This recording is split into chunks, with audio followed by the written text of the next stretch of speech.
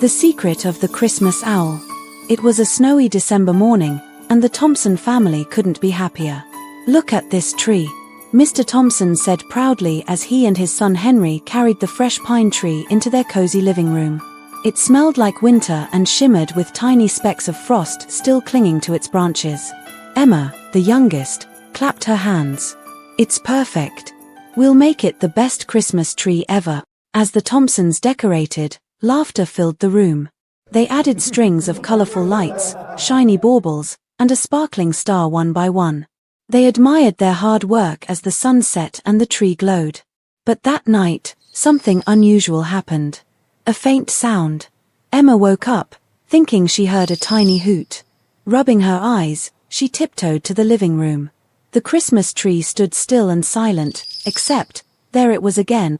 Hoo-hoo! Emma gasped and looked closer. Tucked deep inside the branches was a small, wide-eyed owl. Its feathers were soft and brown, and its eyes were round and glimmering like golden marbles. It looked just as surprised as Emma. "Mom! Dad! Come quick!" she cried. Her family hurried to the living room. "An owl," Henry said, staring in disbelief. "It must have been in the tree when we brought it home," Mr. Thompson said, scratching his head.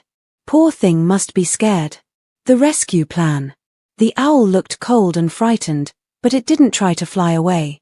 Emma carefully whispered, "It's okay, little owl. We'll help you." The Thompsons worked together to make a cozy space for the owl, a cardboard box lined with soft towels. With gentle hands and calming words, they helped the owl out of the tree. Emma named it Noel.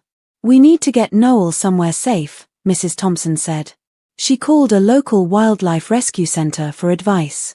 The center promised to help the next morning. That night, Emma sat beside Noel's box. "You're not alone anymore," she whispered. "You've got us." Noel blinked its big, round eyes and gave a soft hoot. A lesson in kindness. The next day, the Thompsons brought Noel to the Wildlife Rescue Center.